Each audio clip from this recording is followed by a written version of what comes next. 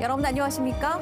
안 만나고 안 나가고 신종 코로나 바이러스로 인해 이런 분위기가 확산되면서 그 여파가 지역 경제 그대로 미치고 있습니다.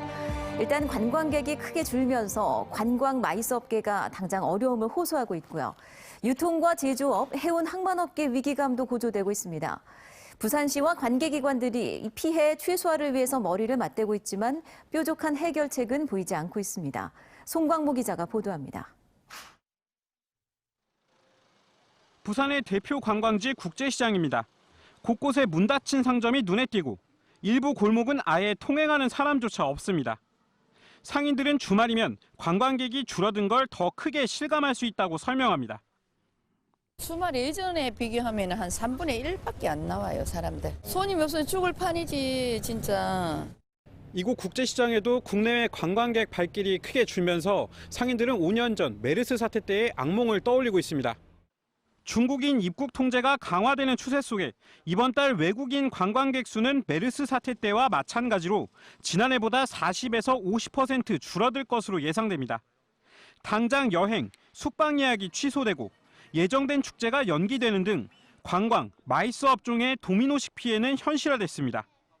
사태가 장기화될 경우 중국산 수입 원자재 발주 지연 등 수출입 부문에서의 타격과 해운 항만 물류 역시 피해가 불가피합니다.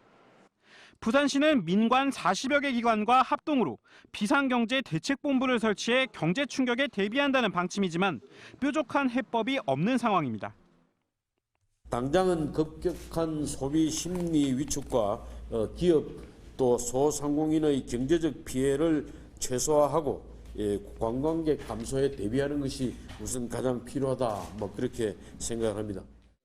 부산시는 4천억 원 규모의 소상공인 전용 저금리 특별자금 등 피해 기업 중심으로 금융 지원을 강화하고 수출입 기업들의 동향을 예의주시하고 있습니다. 신종 코로나 바이러스발 위기감이 부산 경제를 뒤덮은 가운데 부산연구원은 올해 부산의 경제 성장률이 최대 0.2%포인트 감소할 것으로 예측했습니다.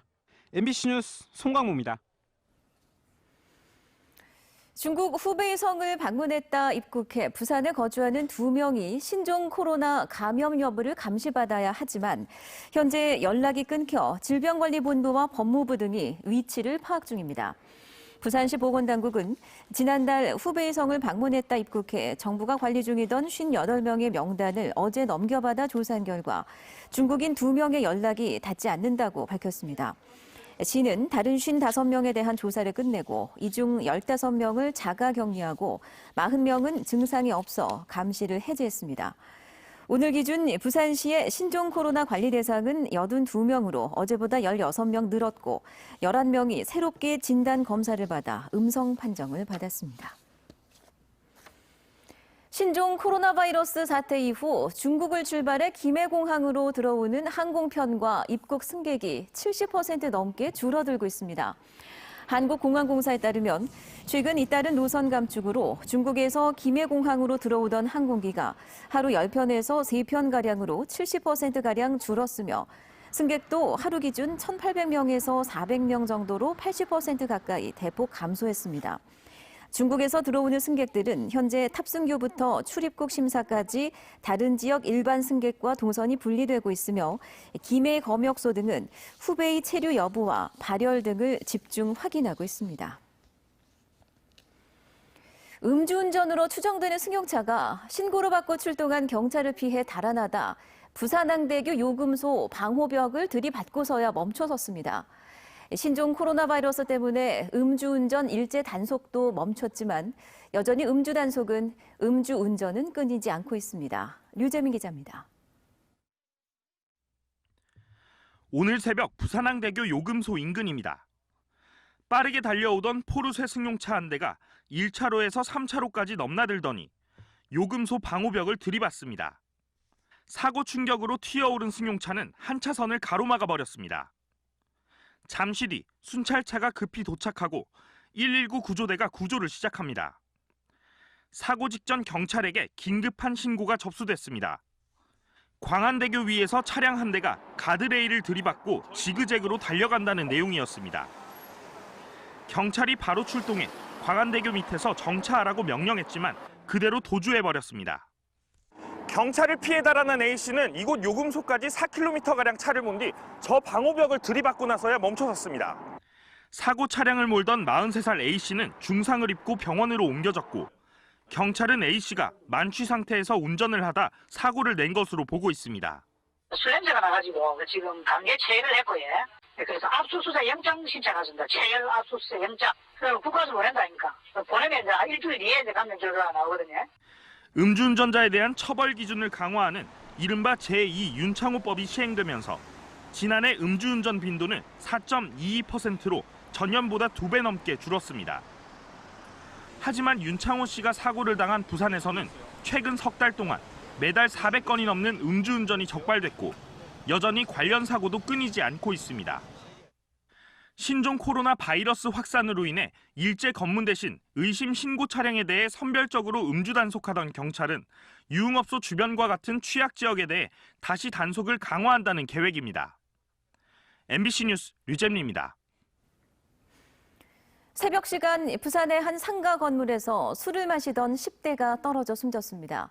또 한 아파트 재개발 공사 현장 물 웅덩이에선 술에 취한 50대 남성이 빠져 숨진 채 발견됐습니다. 김윤아 기자입니다. 북구 화명동의 번화가 한 상가 건물 뒤편 바닥에서 고등학교 졸업을 앞둔 18살 A군이 쓰러져 숨진 채 발견됐습니다. 건물과 건물 사이 좁은 공터로 사람들의 통행이 많지 않은 곳이었습니다. A군은 새벽 시간 친구들과 함께 주변에 있던 지하 주점에서 시간을 보내다 갑자기 사라진 것으로 알려졌습니다. 술을 마시던 A군이 돌아오지 않자 친구와 가족들이 찾아 나섰다 발견한 겁니다. 넌 어디 갔노 싶다가 그렇게 이제 찾아다녔죠. 계속 찾아다니고 그러다가 자기 집에도 누구 혹시 가는가 집에도 한번 가가지고 부모한테도 갔으니까 보고. 경찰은 건물 6층 화장실 창문이 열려있던 점으로 미뤄 추락 가능성을 염두에 두고 정확한 경위를 파악하고 있습니다. 연제구의 한 아파트 재개발 공사 현장. 물 웅덩이에 50대 남성 B씨가 빠져 숨져 있는 것을 인근 주민이 발견했습니다. 빌라를 허물고 땅을 파놓은 곳에 물이 고이면서 생긴 깊이 1m짜리 웅덩이였습니다. 저희들 현장에 도착했을 적에 물 웅덩이 가운데 남자 한 분이 엎드러져 있더라고요. 그래서 저희들이 장비를 이용해가지고 물속에 들어가가지고 그 구조한 상황이었습니다. 숨진 B씨는 재개발 공사와는 관련이 없는 인근 주민으로 밤늦게 술을 마시고 귀가하다 변을 당한 것으로 보입니다. 경찰은 특별한 외상 없이 익사로 추정된다는 거만이 소견 등을 토대로 정확한 경위를 조사하고 있습니다. MBC 뉴스 김윤아입니다. 지난 3년간 부산 지역에 설치된 건축물 미술 작품의 14% 정도가 자기 복제 또는 유사 작품으로 추정된다는 보도 어제 이 시간 해드렸습니다. 근데 이렇게 된 이유 중 하나가 사전에 이를 걸러내지 못했기 때문입니다. 지난 3년간 부산시 심의에 올라온 대상 작품 가운데 80% 이상이 승인됐습니다. 그냥 웬만하면 통과시켜준 겁니다. 조수환 기자입니다. 기장군 한 복합 건물에 설치된 이 조각은 건축비의 1% 안에서 설치된 건축물 미술 작품입니다. 작품 가격만 1억 원이 넘는데 하필 건물 배기구 바로 옆에 설치됐습니다. 2018년 7월 부산시 미술작품 심의위원회는 배기구를 옮기라며 탈락 결정을 내려놓고 불과 2달 뒤 배기구 먼지 때문에 작품 훼손이 우려된다면서도 결국 설치를 승인했습니다. 이렇게 배기구 위에다 작품을 배치해 이상한 모양새가 됐습니다. 작품 훼손 우려도 전혀 해결된 것 같지 않은데 끝내 이 작품은 설치가 완료됐습니다. 한 주상복합 건물에 설치된 회화 작품들입니다. 2017년 부산시 미술작품 심의위원회에 5개 작품이 심의에 붙여졌지만 부산과의 연관성이 부족하다며 모두 탈락했습니다. 그런데 한 달 뒤 재심의에서 탈락했던 5개 작품 중 3개 작품이 그대로 통과됩니다. 특히 이 중 한 작품의 가격이 1차 심의 때와 재심의 때가 다릅니다. 같은 작품의 가격이 오락가락한 건데 전체 가격을 맞추기 위해 한 작품의 가격을 깎아 다른 작품으로 대체한 흔적입니다. 가격 담합의 가능성이 높아 보이지만 이 부분 부산시 심의는 걸러내지 못했습니다. 작품과 금액이라든지 그런 거는 건축주가 좀 거의 계약서를 적어 갖고 오기 때문에 그 부분에 대해서는 뭐 말씀드리기가 좀 그러네요. 한쪽은 서울시 건축물 미술작품 심의 채점표, 다른 쪽은 부산시 채점표입니다. 서울시는 각 평가 항목별로 세부 기준을 정해놨지만 부산시는 이런 기준조차 없습니다. 서울시는 70점 이상을 받아야 적합 승인을 내리는데 부산시는 60점 이상입니다. 이렇게 심의해버리면 정말 주먹구구식으로 심의할 수밖에 없습니다. 제가 봤을 때. 그래서 서울시 심의표를 이번에 제정한 대로 보면은 아주 구체적으로 기본 요소가 아주 잘 나와 있습니다. 이거는 굳이 전문가가 아니라도 이 표에 의해서 취재진이 지난 3년간 부산시의 건축물 미술작품 심의 결과를 분석한 결과 대상 작품의 19.4%만이 탈락한 반면 같은 기간 서울시는 탈락률 60%로 부산시의 3배에 이르는 것으로 나타났습니다. 너무 이제 똑같은 작품만, 해오덕 작품들만, 승인된 작품들, 승인된 작가들이 계속 하고 있는 그런 상태들이 좀 지양을 하고 있는 상황이에요. 서울시와 경기도는 건축물 미술작품 심의의 투명성을 높이기 위해 위원회 회의록과 심의위원 명단을 홈페이지에 공개하고 있지만 부산시는 취재진의 정보 공개 청구에도 불구하고 관련 자료를 일체 비밀에 붙이고 있습니다.